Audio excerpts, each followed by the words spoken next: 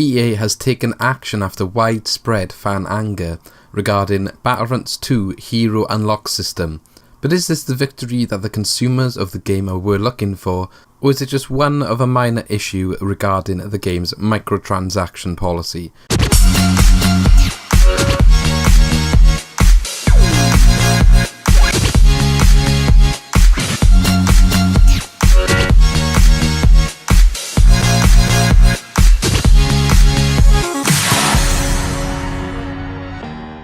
So this Friday sees the second installment in EA's Star Wars Battlefront series be released on the PlayStation 4, PC and Xbox One.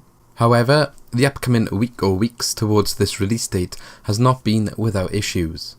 EA, being no stranger to controversy and backlash from fans and general anger amongst the gaming community towards the company's policies, has managed to actually gain a record of the most downward voted comment on Reddit.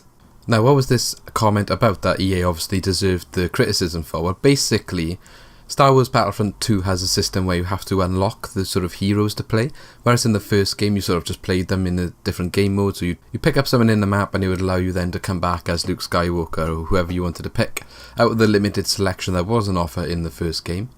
Well, Battlefront 2 system is slightly different, and you actually have to unlock the heroes with credits that you earn by playing the game, but the credit system gives you credits for sort of playtime rather than how well you do, and as a result of that it left the heroes taking quite a while to unlock, especially the popular, most sort of figure-headed ones of the Star Wars franchise that are probably the main characters in the universe as well. So originally somebody on Reddit put a comment up saying how long it might take to unlock all the different heroes, roughly based on, average sort of currency that you'd earn during matches, and did a little bit of maths and worked out roughly on average how long it should take to earn, for example, Darth Vader and Luke Skywalker.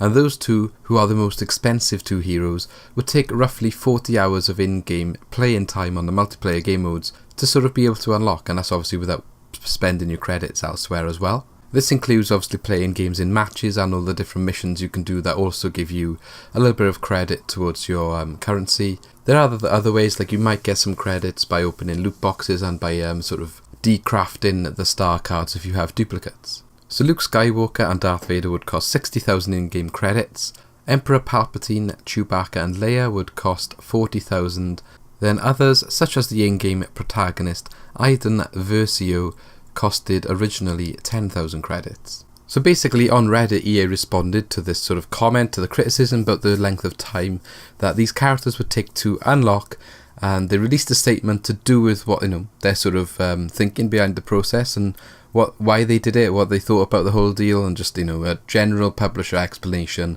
on why they did something. And that comment, or that thread, that post, has now become the most downvoted post in Reddit's history.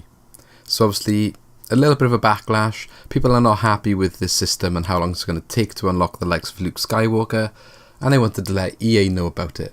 Unfortunately, some of the criticisms towards EA went a bit too far in terms of death threats, etc. on Twitter to the publishers, to the individual developers, and that I think is taking the situation a little bit too far. It's all well and good to speak about change you want in the game when something's not right or you're not happy with it as a community, but I think going to that level where you're offering the death threats, I think that's something that does not make the gaming industry look good. So anyway, DICE and EA have responded to this backlash, and they have decided that effective immediately they will be reducing the cost of hero unlocks by 75%. And the effective immediately is important because obviously I think the game is available for early access sort of people at the moment. So this is what they had to say on the matter. It's a big change, and it's one we can make quickly. It will be live today with an update that is getting loaded into the game.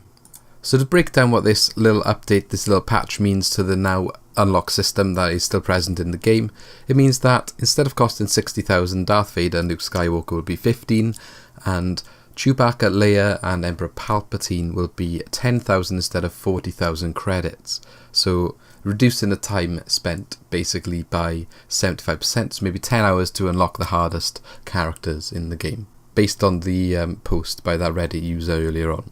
However, does the criticism of EA's Battlefront 2 end there? Not quite, as some people are still criticising the in-game loot box system that is present. with some people thinking that the progression system allows players to pay for in-game advantages, giving maybe a little bit of a pay-to-win mentality or feel to the game, and that is largely frowned upon in the community as well. My take on the loot box system is I don't think it's that bad. I think it's awful.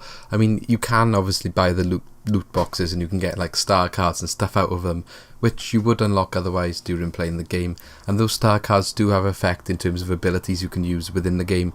So yeah, a little bit of a pay to win there, but obviously it is optional. You don't have to do it. Everything can be unlocked within the game. However, having said that, I do think loot boxes and loot crates and that sort of thing work better when it's entirely cosmetic, because then people can be happy with the game. They're at the same level as everyone else that paid £40 or whatever they paid for the game. In the first place, everyone's on a level playing field, all down to how much you play, your ability, that sort of thing, not just how much money you get in. It's like you could start off and buy a crate straight away, get a different ability, and then as soon as you get to the level you can use that ability, you can use it, whereas normally you might not unlock it until later on. I'm not sure. So that's where the sort of pay to win sort of feel might come into the game.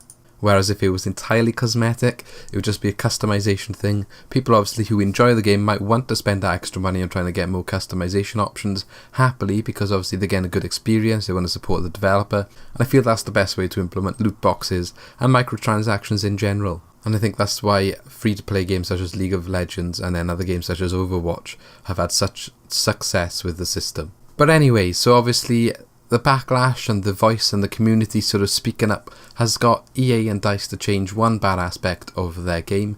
So potentially maybe something can be done about the loot boxes too if people also raise this concern enough. It shows the developers, the producers, the publishers, they do listen to what the community has to say, and I think a little bit of credit has to go to EA and DICE. In this instance, they've done something, maybe made a mistake in the first place, whether it was intentional to get the backlash or not. I mean, they might have just thought that was a good thing to do, that people would enjoy working towards these goals, but overestimated the sort of length of time people will be willing to put into it, and maybe it was an honest mistake. They've now addressed that mistake. So I think they deserve a little bit of credit in the fact that they did listen and they did address the mistakes. However, it will still be interesting to see what they do with the loot box system going forward. Obviously, that's going to continue to get backlash. Personally, myself, I'm not that much bothered by it, because if you think about it, really it's replaced the season pass from the previous title. Instead we're getting all the DLC for free, and that's now their way of making money. So people still have to choose to do it, and those people that do choose to do it clearly aren't bothered by it enough to kick off. And if they do kick off after choosing to pay the microtransactions, then I don't think they have a right to kick off, because they're in the end supporting the fact that this is in the game. They're paying to get the loot boxes, they're opening the loot boxes, using the stuff. So how can they go and say that annoys them because they're putting the money in? They really don't have to put the money in. So, it's a personal choice, and there's enough people that are probably going to pay it to, I would say EA won't change it as a result of that. So personally, I'm not going to pay for them. So yeah, I don't mind, because it means I get all the DLC for free, whereas last time you would have had to pay £40 for all the DLC and a season pass. So I guess the swings and roundabouts, it depends how you look at the situation and how much you sort of it bothers you about having the optional microtransactions in the game. So let me know what you think on this situation. Do you think that EA have mucked up Battlefront 2 and it's not going to sell so well, or are you still going to pick it up and still look forward to playing it, but maybe, still going to try and voice your concerns about microtransactions? Or does that not bother you either, a little bit like me? Let me know what you think in the comments below. Leave a like if you enjoyed the video and subscribe for more gaming news.